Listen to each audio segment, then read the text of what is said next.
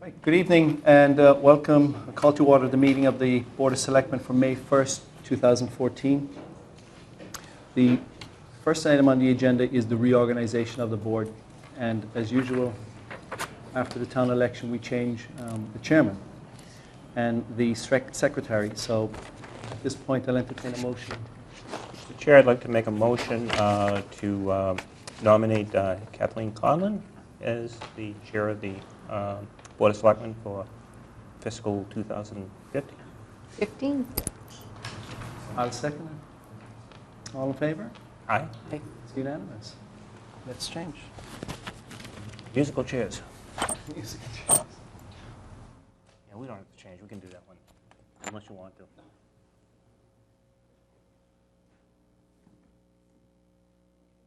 Do we need another vote for secretary? Katie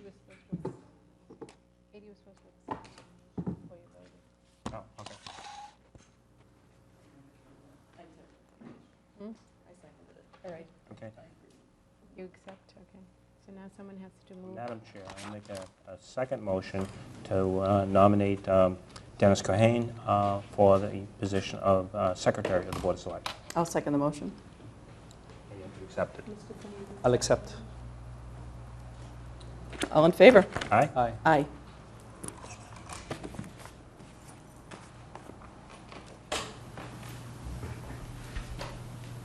Good luck.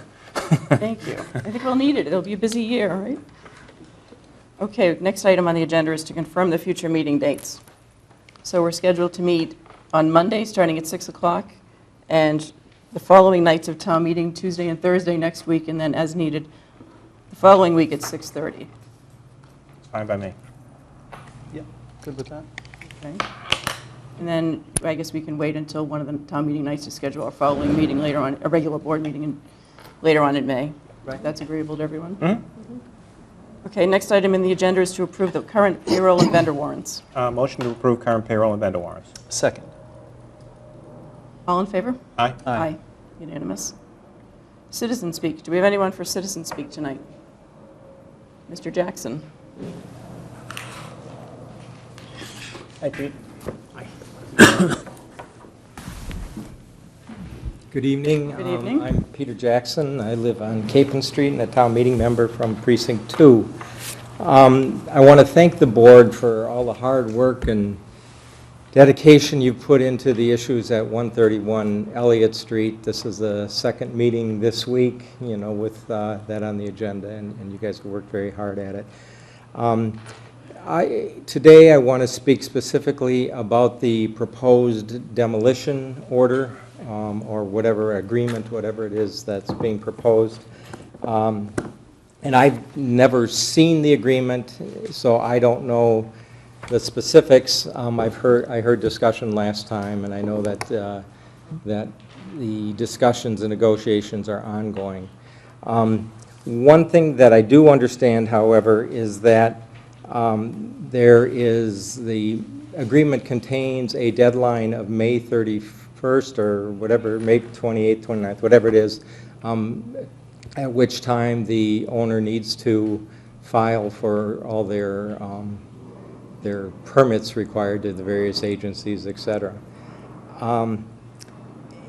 I think that if the objective of the board is to have the building torn down and the site secured, having a deadline for filing the permits does not achieve that objective. I think it's critical that there be a deadline for tied to when the permits are received of when the building demolition is accomplished. Because part of this agreement, as I understand it, is waiving rights and remedies that the town might have related to lack of performance on this without going to court again. And I fear that once the permit applications are filed, maybe they'll never get the permits, or if they get the permits, they'll just sit on them and no action will take place. And if you remember the purchase and sale agreement for the original sale of the original time that the town was looking to sell its property, it didn't have an ending date on it, and it was an open-ended thing that caused a lot of headaches for the town in order to get that closed out. And I think the same mistake is being made here if there isn't a end date. So I would suggest that there be an end date.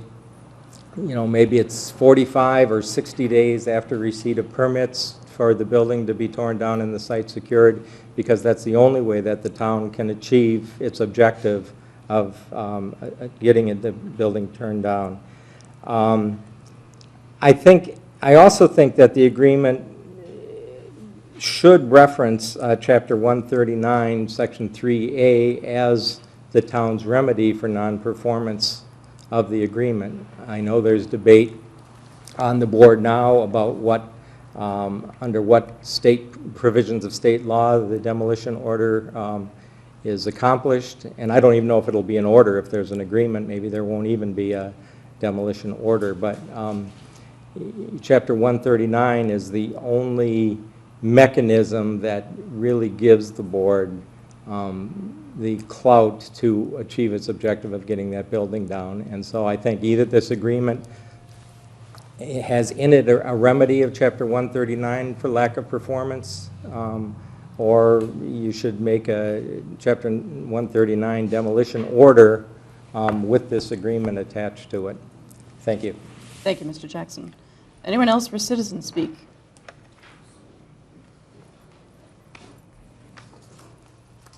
Evening, Margaret. Good evening. Margaret Donovan, 41 Central Avenue. Please bear with my laryngitis. I am here also at the request of Keith Mills.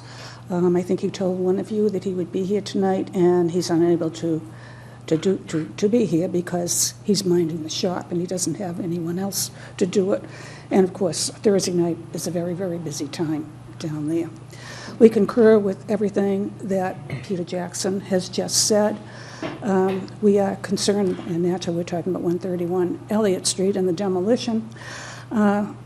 Keith and I are both concerned that there has been delay, procrastination, postponement, and so our request is that we tear that building down now. And again, as I said, it's gone on. It's gone on for 2 years from the planning, with the end of the planning board, August 2012. It's still there, that ugly structure. It is a danger to the public safety, and so it is time. It is time. And although I've talked to Mr. Conley, Mr. Jerry, and Stephen, that they do agree that it's going to come down soon, until it's done, it's not done. And so we want to see action. I would also ask at this point in time that future consideration, I know that Mr. Prondak would never issue a permit for a structure as ugly as that monstrosity. But in the future, if a permit is granted for a structure of that size and that hideousness, that the grantee of the permit, and it be written right into the permit, the grantee or her successors and assigns, and I say her because the owner of that building was a woman, be required to remove that structure as soon as the operation ceases to exist. Thank you. Thank you, Margaret. Anyone else for citizen speak tonight? Right, seeing none, we'll open a public hearing pursuant to Chapter 166 of the Mass General Laws for a grant of location from NSTAR for the relocation of utility poles on High Street. Do we have anyone from NSTAR present tonight?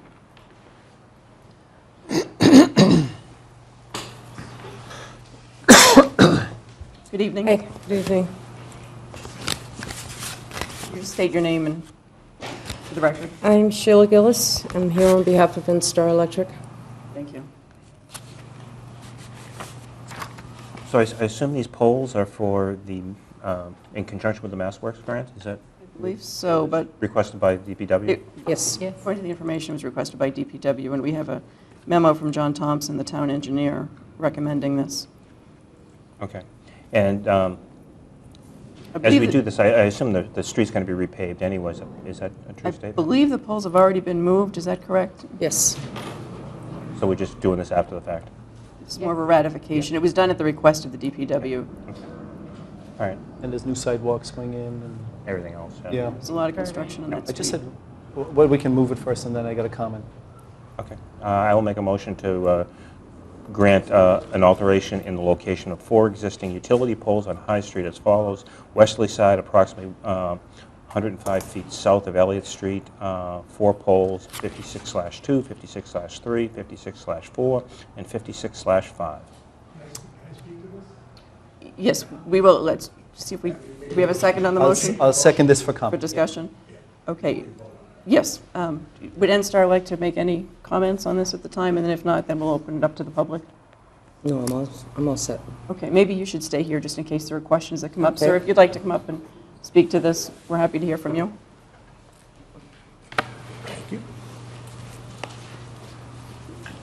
Thank you all. Could you please just state your name and address for the record? Yeah, sure, Paul Kelly, and I'm at 86 Nahanton Avenue, and I own the property at 11 High Street. It's a commercial property. And I'm very happy that High Street's being redone. It's going to look fantastic. It's never, hasn't been touched, I guess, ever. Okay. So that's it. I'm speaking on the poles, though. The poles have already been moved. And one of the pole, I guess it's number 2 on your list, has been moved, so it's in the middle of my basically the middle of my property. I have a 14-foot small wall there. The original pole was at the corner of my driveway, which gave me using that wall and parking. Now I cannot do that, and it's going to be a financial difficulty too if I ever try to sell the property, and even now for my own use and my tenants' use to ever bring it down and make parking. So I would suggest and ask either the pole goes back to where it originally was, which I thought was the case, or moved over about 6 feet closer to the building, and that would allow me in the future the ability to make full use of my property. And Madam Chairperson, I did go out and visit the property, and I did see the pole that Mr. Kelly is referring to, and it is in an awkward position. It was on the corner of his driveway, and then he's got about, like he said, about a 14-foot wall with a little piece of garden there. If he ever wanted to put in a driveway in the future, he couldn't do it. So currently there is no driveway on the property? Or? There is a driveway on the left-hand side, but then he has the option of putting another driveway on the right-hand side if he wants. But they moved the pole from the corner of the driveway right to the middle of this wall. And so it prohibits any future development on that site or access to that, leading up to where the parking is. And So- I have also, just interrupt you, It is a good idea. I think if we move it, or if we consider moving it to closer to his property, which is about 6 feet to the right, I think it would alleviate a lot of future problems for Mr. Kelly. I was going to say, I also have that drive is a shared drive. It's a property that I own, but it has right of way to the property behind me, and the owner of that property is also here, and would also like that, because that will benefit his property also, getting in and out of that property. Mr. Kelly, have you had any conversations with the Department of Public Works about the pole? I've had the property, I have. And originally when I spoke with them, this was back of last year, they weren't moving any poles in the original plans. I said, fine. I asked them to move a pole. I said, great, if you are going to move poles, move it over here. We're not moving poles. So then I guess in the meantime, poles had gotten, the pole got moved without any consultation or notice. Have you talked to anybody at DPW since they've been moved, though, as to why they moved them, where they moved them? I did, and they didn't even reason why. There's no I don't think there's a specific reason. specific reason. I said I would have liked to know what the reason was, but there was not a specific one. And I didn't make a big deal of it at the time, even when it got moved, because they told me there's nothing going to happen. Mm-hmm. So when I got this notice, that's maybe so now I get a chance to get heard. So. Let me ask, does the town administrator or anyone have any information on when these poles were moved? I actually Are we know the talking answer about to the last that. couple of weeks? Or? They were moved in the last 3 weeks. Yeah. And I met with the engineer, the person from DPW about a week and a half ago. So about a week and a half after the poles were moved. So you have had a conversation with DPW about relocating it further? Yeah, and they said they couldn't. It was not possible, not possible. It's done. The issue right now is that for a few weeks, the poles were just sitting there without the wires on them. Now the wires have been transferred to the new poles, so it's actually a little bit more difficult to move it now. If we had known about this a couple of weeks ago, we could have moved the pole before the wires got transferred onto the new pole. This is the first I've heard of it. Yeah. Me too. I did speak to Joe Lynch about it, and he said, yes, it could be moved. There is a cost attached to moving it now, because the wires they'll have to put in a new pole, transfer the wires onto the new pole, and then take out the pole that they put in. So is the town, who's paying for the poles, the town? I guess it would be a cost to the town, because NSTAR, you guys moved it. At whose cost? Was it your cost? I believe it was ours. I think it was your cost, but if we have to move it now, it's the town's cost. And it's a $3,000 tab to move it, I'm told. So you have some information on this, Dennis, that I don't have, it sounds I like. do. I don't- Tom, I you do. just I may don't not have even heard it, know. and I think what we need to probably do is ask the town administrator to get in touch with the DPW and probably continue the hearing, Great. I so that agree. we can take this up at a future date. Do either of you have anything else that you'd like to add? Or is there anyone else here who wanted to address this issue in the public hearing? Yes, sir. Sure. Thank you, Mr. Thank Kelly. you very much.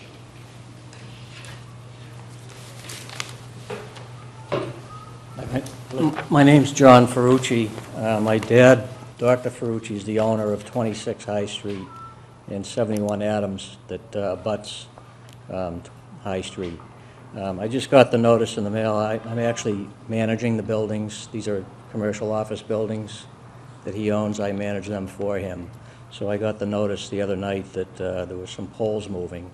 I knew nothing about it, so I just wanted to come and hear what poles are moving, because I don't know. I know there's a lot of construction going on High Street, but if I could just get some details to see if that even impacts our property and our tenants. The poles have already been moved. Okay, so I didn't realize that.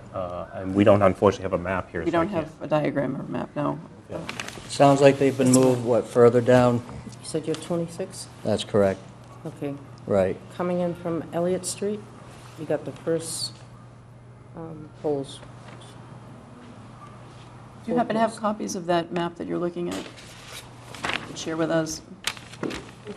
What's happened is We'll make they one. We'll they make a moved the copy. poles back to create sidewalks. Right, okay. Okay? So it sounds like it's done, and It is done, yeah. okay, I just wanted to see if it impacted us or my tenants at all. Have you been to the property in the past week or so, or? Actually, I drove by tonight, Okay, Yeah. so, but I didn't realize poles had moved. I'm not down there all that Yeah, often. Maybe okay. on weekends I Okay. stop by, but I Okay. didn't realize the poles had been moved. okay. With all the construction going on there, it's tough to tell what's been... They were just moved back, so it wouldn't interfere, except for this Mr. Kelly's property. I think. Right. Okay, I'm... Okay. So Dennis, what happened? They were just moved closer in, They were just moved closer to the properties, still on town property. so they could put sidewalk? Exactly. Okay. Right. According to the memo, the poles have already been relocated at the request of the DPW for minor street widening and the installation of granite curbing as part of the High Street reconstruction project. Okay, so while we're getting a copy of that, why don't we continue this to a future date? Probably one of our meetings before town meeting would not be the best for this type of a hearing. No, just Because it's because not as convenient for the public, I think, being Right. the location. So, I'll make a motion to continue this grant of location hearing until our next regularly scheduled Board of Selectmen meeting at the Cronin Conference Room, since we don't have a date. yeah, I'm wondering if we, The 20th? is the 20th, the Tuesday? Okay, the 20th then. I'll second. Is everyone available on the 20th? May 20th, Tuesday night? I'm here all May, yep. Hang on. What, Tuesday? I think I am, but let me just check. So I know I have to be in Nantucket one day.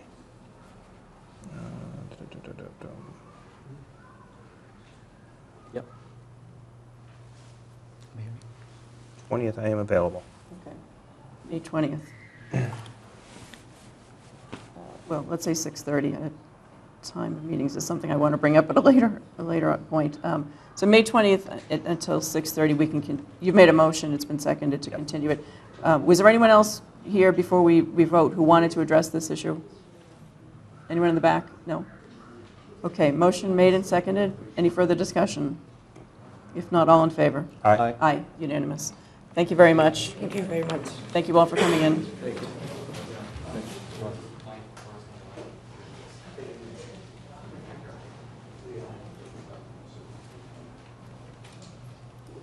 Let's wait a minute for the town administrator to come back. I believe she has copies for. In the meantime, we'll have Brandon Moss and Brian McDonough join us at the table.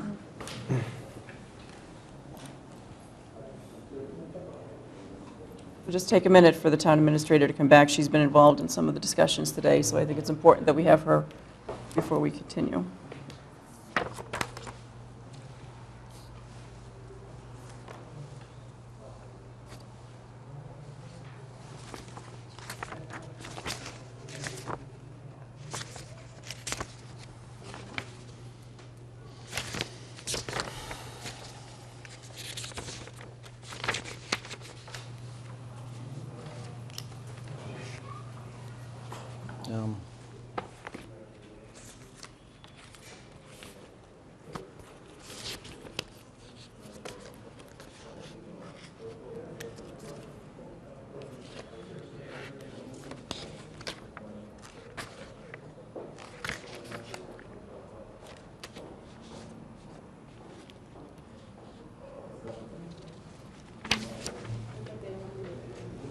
I think the people outside might need a copy of it.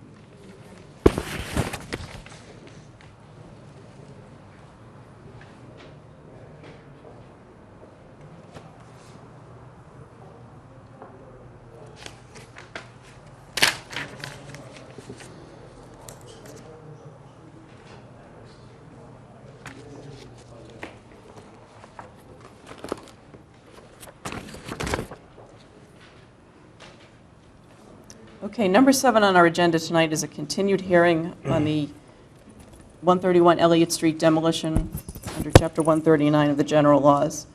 And joining us at the table is Town Council Brandon Moss and the attorney for the Carrick Realty Trust, Brian McDonough. Thank you for joining us tonight.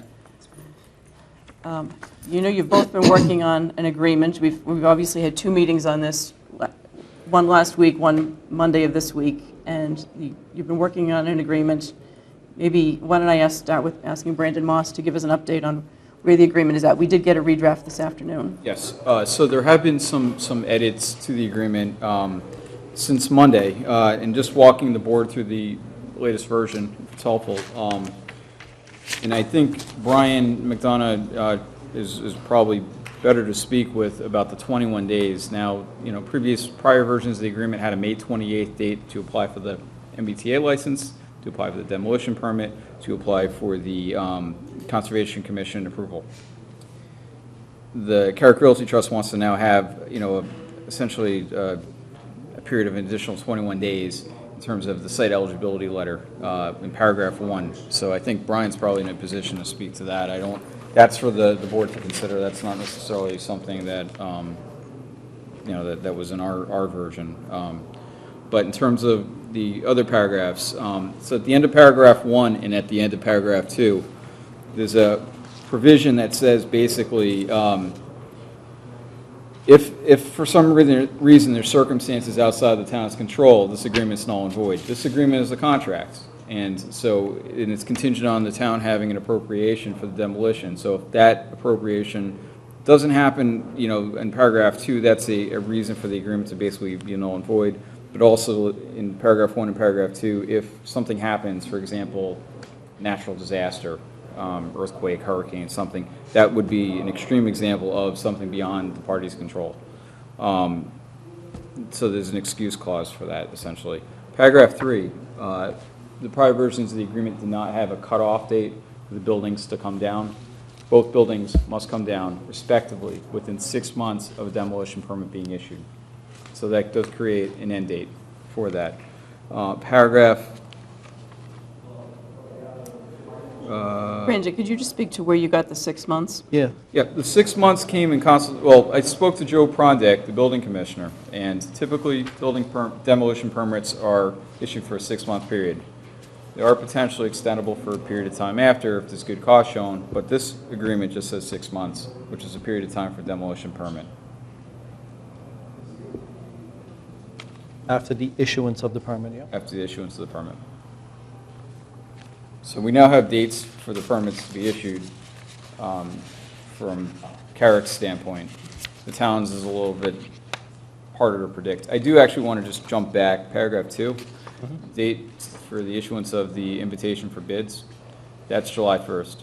Now, Brian LeBlanc in our office, who's the guru of procurement law, he was working, he made some pretty good progress. He was in contact with Bill Clark in terms of getting the town's invitation for bids ready. There is a technical piece. I think he just needs to speak to Jim Grossman from Suffolk. In terms of paragraph 8A and 9A and 9B, there's now a clause, and in speaking with Brian before and during this meeting, there's going to probably be a slight change to paragraph 9A and 9B. Basically, if the town enforces its rights under Chapter 139 or Chapter 143, this agreement's null and void, which means the waivers are null and void. However, if the town were to, in my opinion, if the town were to enforce this agreement, then it's going under the agreement, not under those processes. So it doesn't nullify and does not render the agreement void. The discussion we had... I'm sorry, could you make that last point again? Yes, can you say that again? That's confusing. Okay, so basically the town really has 3 remedies, 3 issues here. We've got the Chapter 143 process that the town used, the Chapter 139 process, which is going on right now, and then this agreement is Plan C. If the town pursues Plan A or Plan B, Chapter 143 or Chapter 139, this agreement's null and void. The town still can try to, and still can, enforce this agreement, which is Plan C. If the town pursues Plan C, it stays within Plan C. If the town chooses Plan A or Plan B, this agreement's null and void. What's Plan C? Plan C is this agreement. Specific says enforcement of that that agreement. permits have to be applied for, that the demolition has to occur within 6 months. It has the waiver language. It has the staging. It has the access, the scaffolding provisions. That's all contained within this agreement. Right. But that all goes out the door if the town were to invoke Plan A or Plan B, Chapter 139 or Chapter 143. Well, if we were to invoke Chapter 139, it would mean that they defaulted on some part of the contract. Right. There's 2 options with that. Now, if the town, this does not prevent the town from invoking Chapter 139. That remedy still exists. Same thing with Chapter 143. That remedy still exists. It's just that it cuts off this contract remedy. The contract remedy would allow the parties to, for example, the town to sue Carrick for breach of contract and to seek what's called specific enforcement, right, to seek that the court order that this agreement be enforced and performed. Okay. Paragraph 9, so that's paragraph 9A and 9B. There's language in right now that says, as a claim remedy for purported breach of this agreement. That will be struck. We talked about striking that. Where is it? Which one? So paragraph 9, page 4, at the top, there's language in blue, and then at the end is language in red, where it says, as a claimed remedy for purport. That's coming out. Where it says 143, comma, as a claims. So from the comma to the word otherwise, we've agreed, the attorneys have discussed striking that. And there's some identical language in 9B, same thing.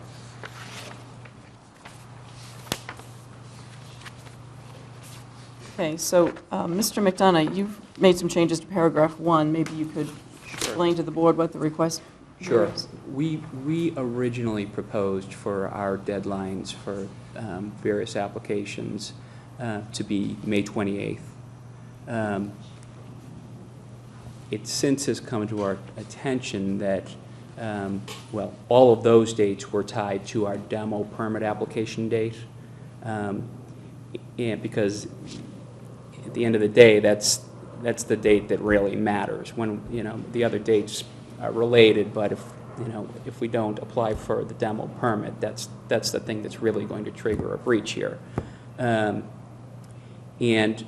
in speaking with my client's 40B counsel, we were apprised of the fact that if we were to apply for the demo permit application before we have applied for the comprehensive permit application for the 40B project that they're pursuing, that going in that order could jeopardize the 40B project. And so we can't apply for the demo permit until we've applied for the comprehensive permit. And we can't apply for the comprehensive permit until we get the eligibility letter, exactly. We expect, now, so the terminology of the deadlines has been changed to say we need to do these things by the later of May 28 or 21 days after we get the eligibility letter. There's still a possibility that we get the eligibility letter next week, in which case we'll be able to comply with the May 28 deadline. But if we didn't get the eligibility letter until the week after next, we'd default on the May 28 deadline. And so when we get the eligibility letter, which it's going to happen sometime very soon, I don't control Mass Housing, but the Mass Housing Partnership, but I think everybody anticipates that it's coming soon. And once we receive that, then we've built in 21 days for us to put our comprehensive permit application together. And then and if we get the comprehensive permit application finished sooner than 21 days, it'll be from the date that we actually submit the comprehensive permit application. But that's the reason why we've changed that language, the deadline language, to the later of May 28 or 21 days from. Tom? Attorney McDonough, the problem that I have with that is it's an indefinite date. I mean, you're saying, just as much as it's possible but improbable that the ZBA would not act on your comprehensive permit, it's possible that they would not approve the site plan review, that they would send it back. And now we push it out to an indefinite date. And I don't think we can go along with an indefinite date. So you're concerned about the possibility that there isn't not that there won't be a response soon, but that the response will be in the form of something other than an eligibility letter. Right, I think they have to give you a response somewhat. I don't know what the statutory deadline is for giving a response, but I think they probably do have a specific period of time. Well, I'd be willing to ask my client if they're okay with simply tying it to A response positive. 21 days from the response. Positively or negatively? Positively or negative. Well, and the only caveat there would be that I'm not a 40B lawyer, and so my understanding is if they get a response that's something other than an eligibility letter, then it may simply knock them out of the box for a year. And if that were the case, I would absolutely understand your concern, because then they wouldn't be getting an eligibility letter until a very long time. I would just want to circle back on, what are the other potential types of responses that they may receive. In other words, is it an either or? Is it eligibility or come back in a year? I think if those are the two options, I'm fairly confident that my client would still be willing to go with a rewording that says 21 days from the response from the Mass Housing Partnership. And if that were the case, would that be acceptable to the town? Because then it's not, then it's a June date, essentially, one way or the other. Right. I mean, in light of the fact we have to July 1st to get our RFP out, and we need to know if we get funding, I don't, personally don't mind pushing out a little bit. I can't live with an indefinite date. That's insane. But I guess I would ask maybe our town council to find out, is there a statutory period by which MHP has to give a response?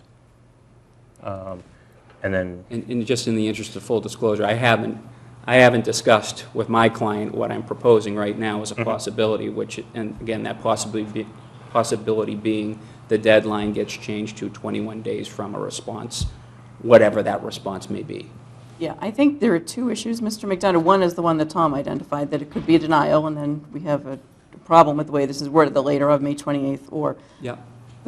But I think a more fundamental issue than that is the fact that we've really, at the last hearing, tried to separate the demolition and the 40B are two different things, and not combine the two in terms of this agreement. The building itself, I think the concern of the board is that we believe it's a public safety issue. We've said that any number of times.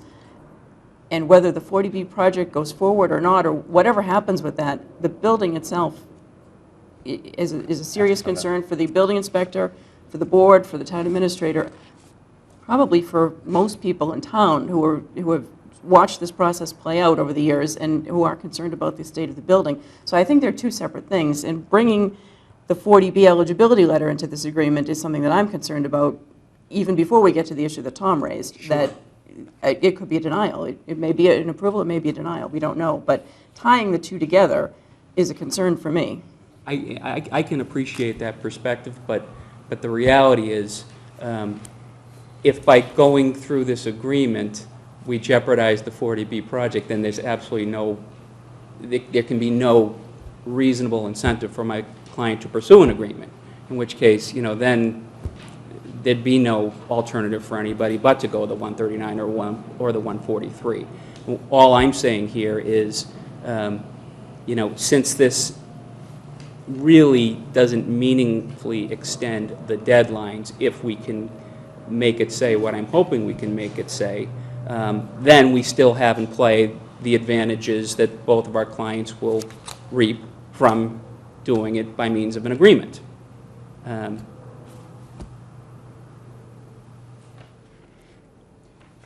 Dennis, yes. Why wouldn't we make this May 28th? Because you know there's going to be extensions. Why wouldn't we just make it later? I know there are going to be extensions for what? Well, for example, if you look at page 1 here, and maybe this is just, it has to be worded differently or whatever. In number 1, A completed application for a demolition permit which shall be filed with the Milton Building Department by later of May 28th. And then if you go down to B, a completed application for a license which shall be filed with the MBTA by later of May 28th. And then if you go to C, a completed notice of intent. Well, to me, a completed application means you have everything ready for Mr. Prondak to issue a permit. Mm-hmm. So he can't issue a permit if you don't have a license from the MBTA. He can't issue a permit if you don't have your notice of intent or if you don't have permission from the Conservation Commission. Right. So why are we asking for a completed application? Really, all we need is the completed application deadline, and that would, right? Is that where you're going with this? Because No. that's my feeling was, in some ways having any of these other deadlines is, I'm happy to, to include them, but Right. to your point, what do they mean if if you're not going to have a completed application by the demo permit application deadline? And so, in some ways, the other deadlines are, there's only one deadline that really matters here, and it's the demo permit application deadline. And Maybe I'm need everything interpreting else it for it. wrong. Yeah. Maybe I'm interpreting it wrong. But Yeah. to me, when I apply for a demolition permit, a completed application means I have water and sewer cutoffs and affidavits from, Sure. and I have gas cutoffs with affidavits and cable TV and asbestos out, and you have affidavits from everybody. That's a completed application. My fear is that when we get to May 28th, and we're looking for a completed application for a demolition permit, you're going to come to us and say, we can't give you a completed application because we haven't even gone in front of Concom yet. If the date were May 28 and I came to you and said that, you would be entitled to say, well, then you're in breach of the agreement. And it's not such that's 3-4 weeks from now, we'd be, you hit me with the 139 order and that's that. So I'm not overly concerned about that. Obviously, I'm not speaking for you guys, The only but thing that will make that not a breach is if Concom did not meet for whatever reason. correct. Then it's beyond your control. Right. Do you expect to have a license from the MBTA before May 28th? When we were contemplating May 28th as the deadline, we were absolutely going to be working towards that. If we're now contemplating May 28th or later than, I do think we will have all of what we need for a completed application by the deadline as I've got it phrased in this newest draft. So, just so we're on the same page, Mr. McDonough, a completed application to you, are you interpreting it the same way that I am? You have everything ready to hand into Mr. Prandak so that he can issue the permit? Sounds like that's my understanding of the word completed. Now, are you suggesting that it can't possibly be done in that time frame? No, well, I'm just... Because I don't want to get set up for something, but if you think this is, if No, we're going into this with an understanding by anybody on your side that there's no way they're going to be able to do this, then why are we wasting time, I'm saying it would be great if you had everything by May 28th. Mm-hmm. I just don't want you coming back here on May 28th saying, we didn't get in front of Concom and we can't get till June Well, 10th. So we need an extension. Well, that's a fair concern, and I think if that scenario played out, the town would be perfectly within its rights to say, you're in breach. What about, if your client's concern is that the permit issues, or the order of conditions issues, what if it's filed with the building department, it's filed with the Conservation Commission, but it's actually not processed on the Conservation, because I think as the applicant for the notice of intent, although there's a time period under the Wetlands Protection Act to have the order of conditions issued, the applicant can actually agree to have that extended as necessary. So if at least you get it in. I'm just throwing this out there. You get it in, but it's actually not processed on the town's end. Everything's in by the 28th, but I'm perfectly happy to raise that. I do know, well, you spoke with the Conleys. I think you spoke with the Conleys 40B attorney. yes. Did you guys discuss that issue at all? I know that my understanding is he's adamant that their safest course is to not submit anything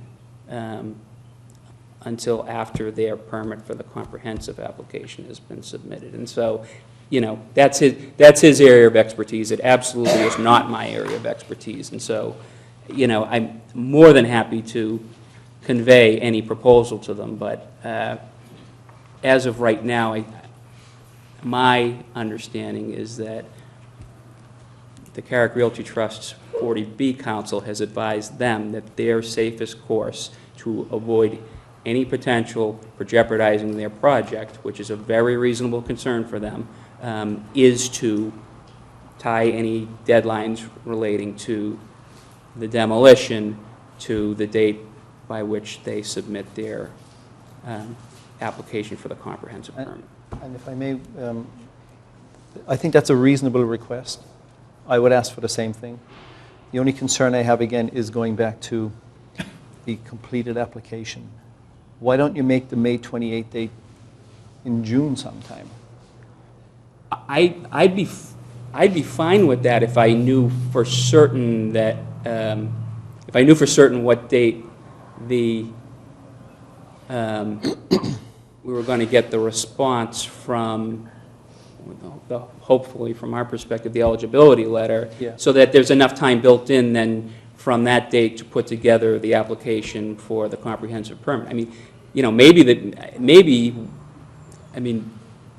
the town asked us, we previously had the date of May 28 for the town's issuance of its, I don't even know what it is, a request for Invitation. proposals or, Invitation. and they've asked for July 1, and we said, fine, July 1 works. I mean, maybe if all dates were changed to July 1, that might work, but that puts an even farther day out there than the one that I'm proposing, I think. I think that's the way it's going to play out, is that this is going to, if this wording that I proposed is the wording that is adopted, I expect that our deadlines are going to either be May 28 or first week in June, or, worst, second week in June.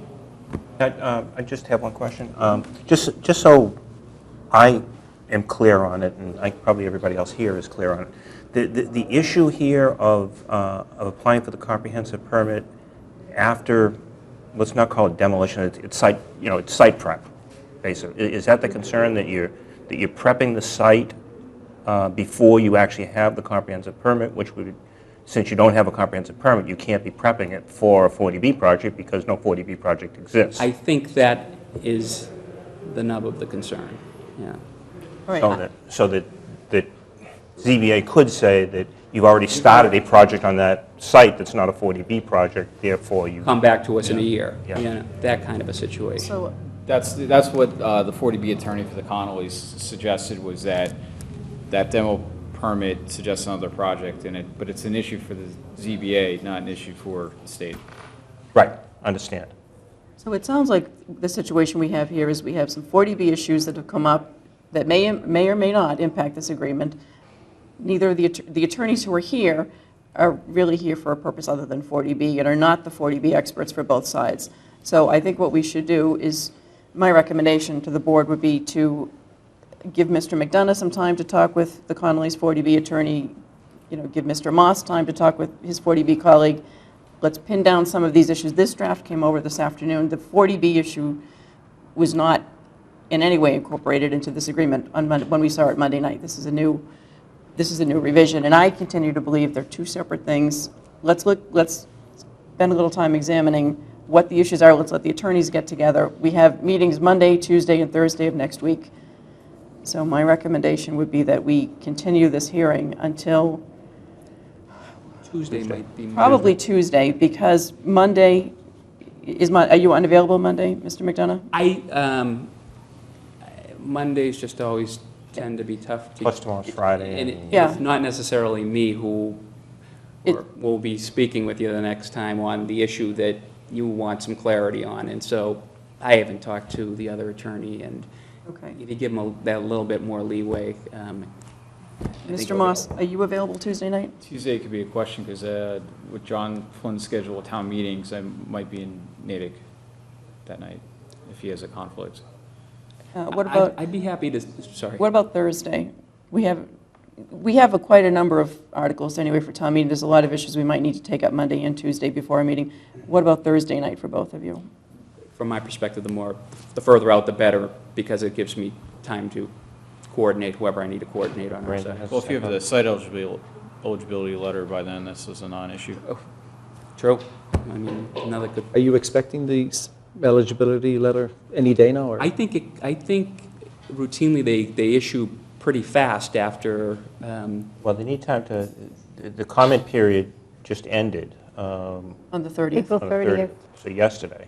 So I would suspect they need at least 30 days from that period, but I'm not You certain. think it's that long? I don't know. We don't- I don't we know. don't I'm not a know. 40B expert. Maybe it's an Yeah. incorrect... But I mean, they certainly need some period of time after the comment. For sure. Period. But I thought it was more like a week to Yeah, 10 I days honestly kind don't of know. thing. Maybe I'm wrong, but that's another question for the 40B people. Right. I think if we could get that answered, that would be helpful in terms of, is there a statutory period that they have to issue a The decision? town filed a comment letter on the 30th, so we do have a comment letter that's been filed. I don't know if other comments have been filed, but it's possible, and we don't know what the timing is on that. Beyond this paragraph 1, are there any other concerns that anybody anticipates wanting to have further discussion on next week. I don't- Well, the difficulty is we just got this, so. No, I understand. We I'm- don't want to I'm read not- it. There may be I didn't things that even come read up once this. we I'm read not, it, so. I'm not holding anybody to anything, but if I know in advance, I mean, you could We'll communicate through communicate them council and. through Brandon yes. Moss. Perfect. All right, is Thursday the consensus that works for both of you? Brandon, do you have the same issue on Thursday as you do on? I'll talk to John about swapping, because he's got Milton and Natick. Okay, So, Okay. okay. Three of us will be there. We have to be there for Yeah, town yeah, meetings. one way or so the other. We'll be present. All right, so do we have a motion to continue the hearing? Yes, I'll make a motion to continue the Chapter 139 hearing until next Thursday. At May the 8th. 8th at 6 o'clock. Second. 6:30. 6:30. 6:30. Second motion. Motion made and seconded. Any discussion? If not, all in favor? Aye. Aye, unanimous. Thank you, gentlemen. Hey, thank you very much. Thanks very much. Appreciate your time. All right, the next item on our agenda, the Winter Rapid Recovery Road Program authorization. This is a good thing. This is good news. Good news. This is a almost $93,000 that the state is giving us to do some improvement of our roads because of the difficult winter that we all experienced, and We badly need that money. we do. I'll make a motion to accept monies received under Mass DOT's Winter Rapid Recovery Road Program for the reimbursement of specific purpose road and road facility repairs resulting from this harsh winter, and to authorize the chairman to sign the contract on behalf of the board. Second. Motion made and seconded. Any discussion? If not, all in favor? Aye. Aye. Aye, unanimous.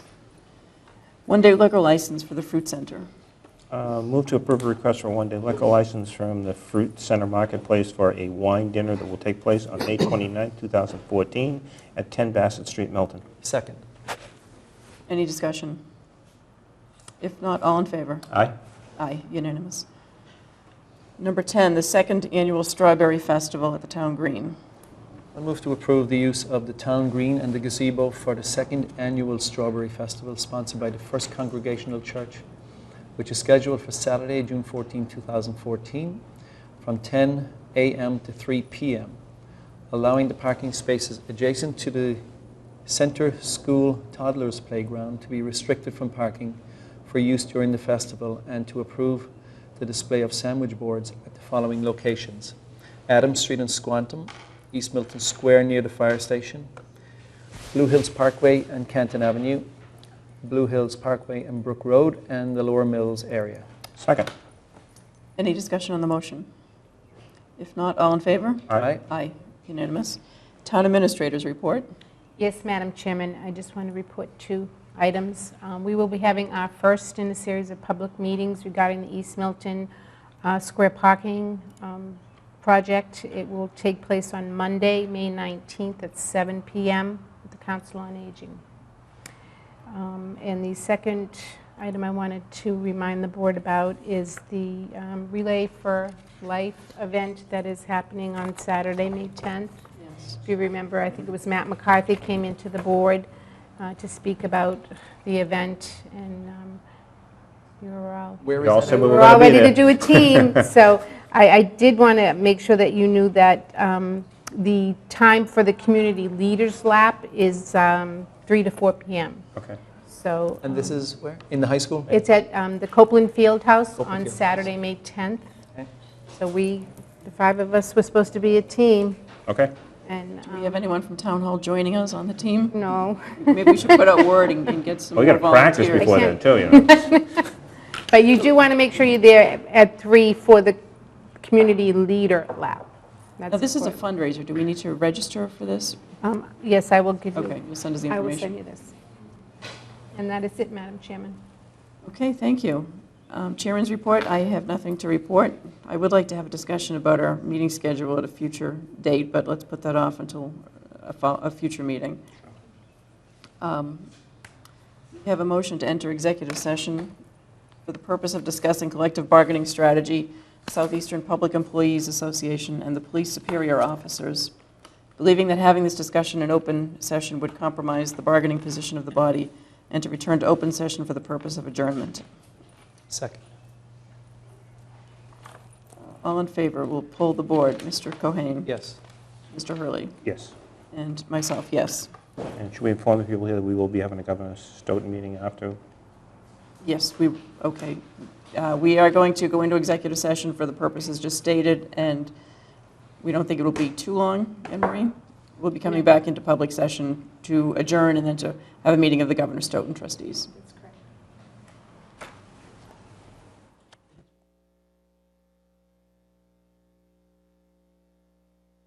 Okay, we're back in session. So we've come out of executive session, we're back in open session, and we have a motion to adjourn the meeting of the Board of Selectmen. So moved. Second. All in favor? Aye. Aye. And now I'll convene a meeting of the trustees of the Governor Stoughton Fund. I put this on the agenda to give a brief update of the site walk that we had with the Historical Commission last Saturday. The town administrator and I both attended the site walk. Everyone will remember the Historical Commission had come in a few weeks ago and asked us to arrange a site walk because they wanted to see the condition of the historic buildings. I had never been into the historic buildings. Emery, I don't know if you had ever been in there. I had never been in, no, Madam Chair. So the site walk was arranged for that purpose, and it was a rainy day. There were several members of the Historical Commission there. Stephen O'Donnell, and he was the chairman, and several of his members. Members of the media were there. Some of the residents who live in Indian Cliffs, Yes. Quistit Brook, were present. And Bill Clark was there, and he led us through both buildings. We toured, Bill, I believe it's the main almshouse and the men's house. Yes. Is that correct, the names? The main, yep, the main almshouse and the men's almshouse. Those are the two that we put down for the site walk. Mr. Fitzgerald lives in the pest house. He is home, he's there, and taking and having that many people go through his house is not a good thing to do. But we did go through the main house. We did see the condition of the house. You can see inside that house. When we get to the men's house, all the windows are boarded up, so it's really dark in there. We needed flashlights. Absolutely. It's good that you advised us to bring them. We did. It was actually pouring rain, so even getting inside a little bit was good. I think everybody got the flavor of what the buildings do look like. Pretty dilapidated, but structurally we don't know. They need, the main house needs sills in a few places. I mean, if you go back through the panic report, he made comments back in '99 that said, certain parts of the sills are gone. The sills are gone. I think he gave a number about $350,000 or $400,000 in 1999 dollars. Yes. Bill, let's just Just back up those for a minute. two Bill, what buildings. you're referring to is the panic report is the June 1999, there was an architectural assessment done on the buildings at the town farm, so By the town... Richard Panic, who is or I'm not sure if it is or was a historic preservation architect. Yes, And a copy Roger. of this report was distributed to the board. yes, so everyone should have a copy of this in there. It This wasn't in our report- This report package, but we have it tonight. This report is also on the town's website. Oh, okay. If you go to the main page, it says on the left-hand side, Governor Stoughton. If you click there, it'll say the Panic Report. It's P-A-N-E-K. It is a large document, so it takes time to build. It is 8 pages. It is a scanned document it's been copied many, many times, so some of the pictures aren't the greatest, but the text is quite informative. It's the same report that was used by the Governor Stoughton Land Trust Committee. So it's been around, we've seen it. The numbers have been used to discuss different pieces of it before. So obviously, it's 15 years old, and the buildings have been And all that Carrying number... more. deteriorating even more. And Right. this report, I didn't read the whole thing, I just skimmed through it, and it does mention that at the time this was written, all of the buildings were occupied. I guess not the barn, but the two homes and the pest house. Yes. So there were tenants in there at the Yes. time, but since then, the tenants have moved out, probably not long after this report was written, because Because the of the lead estimates were that paint. they had moved out about 15 years ago when we were on the tour. Right. Lead paint was the issue that, really forced our hand into not letting people into the house, especially with small children. The numbers that are in those are to stabilize the buildings. It's not to bring the buildings back to where they could or should be. There's no discussion in there about interior work. It's all exterior and structural and exterior. This can at least be a starting point for us to read up on and get some basic information about. There's some interesting The history, buildings. too, in the... The site, Yes. the buildings, yes. Yeah, The it use of talks the buildings. extensively about the site. Yep. Which is There's very a lot of interesting. history in it. Did you walk around the 30 acres, or? That No, wasn't and part it- of our The posted sidewalk, meeting. yeah, it was, the reason, again, was the request from the Historical Commission to look at the buildings. Now, there were a group of people who did go to look, not, I don't think they walked the full property, but they went into some of the field area. I did not take part in that. I did The not. town administrator and I were having a conversation with someone else outside one of the houses, so we didn't go on that walk. But there were some people who went and explored other areas, but the focus was really the historic buildings and the condition of the buildings. And That was the purpose of the site walk for the selectmen and for the historic commission. Just for the buildings? That's what we were posted for. Yes. Do you think we could walk the land? The Sure. 30 acres? The Conservation Commission has already done it once. It's, yeah. Yeah, just, let's do it on a day when it's not pouring rain. Well, we went to Randolph Avenue and there was about 2 Yes, feet of snow. on the yes, ground. that's Yeah. true. that's right. We don't need to do that Interestingly, again. in this report, and it's probably something we should talk a little bit about, but, well, I guess a couple of things we should talk about. And, one is the historic buildings and the Historic Commission's request for whether we should have an assessment done of what it would take to rehabilitate those buildings. And Yeah, and I think we're just checking with town council on the question of use of the trust funds in order to undertake that kind of an analysis. So I think we have an open question to town council to verify that the funds could be used for that purpose. Mhm. But that is one of the items that we should, probably not tonight, but once we get some I actually further spoke to him information. about some of that today, and he'll have more for us tomorrow. As he said, he'll have to brush up on some of his real estate law, so he will. Yeah, I mean, it's, I guess it makes sense first to find out what we're talking about, because if it's just totally economically unfeasible, then I Yes. don't think we have much of a choice. But We have to find out what the cost would be for a restoration architect to look at the buildings. You had a couple of points, Tom. You said that was the first one. Well, that was the first one, and the other one is obviously the point that was raised about the site itself, and, is it a burial ground, are there artifacts there, and, I mean, it's certainly a distinct possibility that it could be, but I don't think anybody knows for a fact that it is. We did find out from this panic report, though, that the one thing that was thought maybe to be a burial ground is actually a primitive loading dock for loading wood onto the wagons. Is that those mounds up there? Yes. Yes. Yeah. Yeah, and it's referenced in this Right. this report someplace, It's on the historical narrative, page 7. page 7. The picture of it on the last page, which shows where the loading platform is on the property. The page numbering is, Yeah, it's a little hard. It's- I see it, page 2. Oh, it's at the very end, historical narrative up in the upper left, page 5. Page 5? No, page 7. Page 7. Okay. Page 7. Page 7? Yeah. Do you want to read it? This historical narrative will be at the top Yep. left. No, And it was located, I haven't gotten this far in the report. yeah, here, it's this third paragraph down, where it talks about, while not mentioned in the annual town report, it was speculated that 2 stacks of uncut stone presently located in the remaining woodlot were used as loading platforms to transfer the cut wood onto carts. And then it does show a picture of them. Right. Pictures aren't numbered, but near the very end of the report. Yeah, the pictures are a little hard to make out because they are photocopied from Yeah. Yeah. photocopies from photocopies. But as you said, Tom, it's been brought to our attention about a potential burial ground up there. Right. I think it's incumbent on us to at least check into it, or to call a state in, or something like that.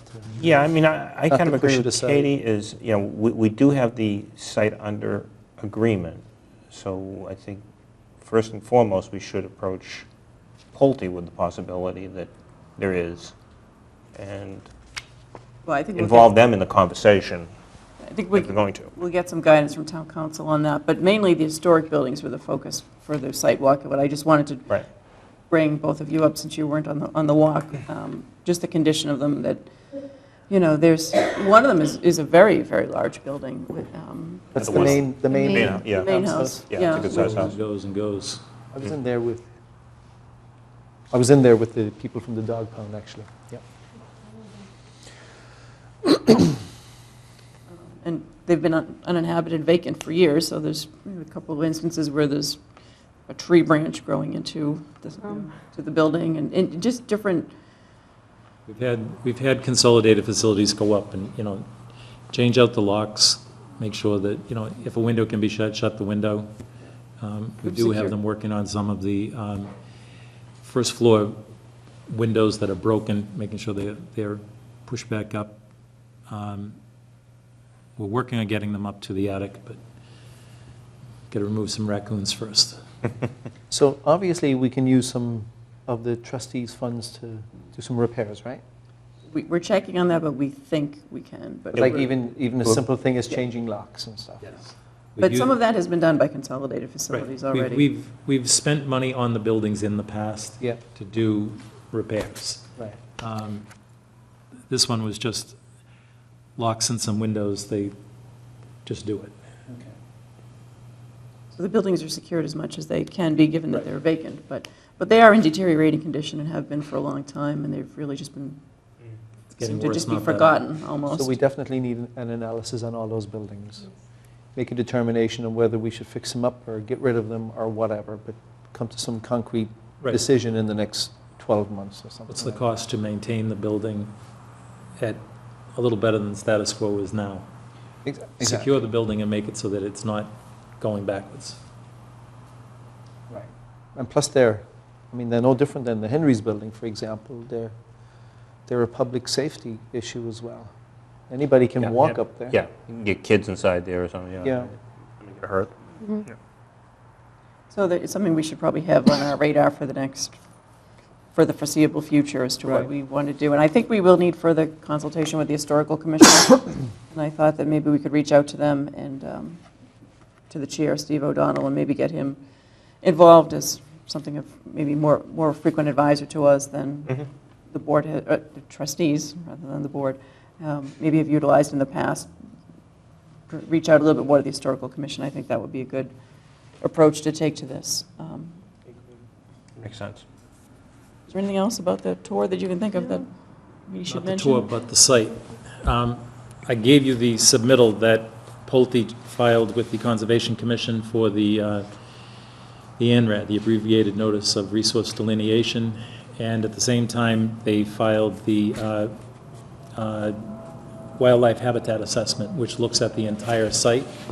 I gave it to you, it's in black and white. It came through on the computer in color, but it's for some reason not printing, and the ANRAD report itself is 54 pages, and it's a colored document, so it's really big. That was emailed out? That was, no, I just handed it to you. Oh, okay. Oh, right It here, just okay. came in late this afternoon. That's yours. Oh. The original should be here in the morning. They were supposed to go out overnight, instead they went out priority mail, so they'll be here tomorrow. There is a document that, Am I going to understand what I'm looking at when I read this? yep, Okay, I'll take your word first. yep. I mean, the narrative is very good. Okay. There is one page that just needs to be signed, that is you as owner. So it's either the chairman, or if you would have Anne Marie power to sign it for you. Well, why don't we why don't we take the time to read through it? We have a meeting Monday. Is there any timing issue on this? It needs to be signed before, Monday, May 5th? No, they filed it already minus your signature, so that they can get into the docket. So And then We have to put it on Concom your is going to have a Tuesday peer meeting, review of Madam this? Is Chair, that what? because Okay. Mondays Yes. are, meetings are already posted, and it's after 48 hours. Okay, so why don't we put this, we'll put this on our Tuesday agenda. We'll give us a chance to read through all of this on the weekend. This is the stuff that would be peer reviewed by the Conservation Commission. So this is Pulte's report, the consultant who was here at our meeting a couple Yes, meetings ago. yes. And Pulte will, and the Conservation Commission will now do They'll their get it peer peer review. reviewed. Have they already selected someone to do that, and is that all don't know. in process? I don't know. They got the report, it's going out in their packets. I'm not sure when their packets get delivered. So the color copy will be down with Kathy. All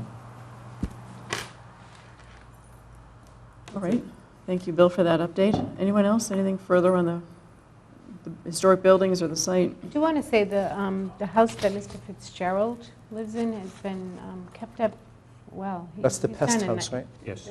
Yeah, he's done a nice job on the Yeah. outer, we didn't get to go inside as Bill mentioned, but the outside, I thought He maintains the exterior to the house, he maintains the grounds all around it, he cuts the lawns down there, he cuts, he has a wood stove that he heats the house with, and he has his pile of wood that comes right off the lot. So he keeps the trails clear, he does a good job down there. He plows his part of the driveway. And obviously, we have the animal shelter up there, and the animal shelter has already been in to meet with us recently. They're not on our agenda for tonight, but I think there's several moving pieces here that, between the animal shelter, the condition of the buildings, the historical commission's concerns, the situation with Pulte, the issue that's been raised recently about the burial ground. So there's a number of items for us to look into. We have some questions into town council, and I guess we'll schedule another meeting of this once we have some more information for a follow-up discussion. Very good. Anything else, Bill? No. Anyone? Move to adjourn? Second? All in favor? Aye. Aye. We're adjourned. Thank you.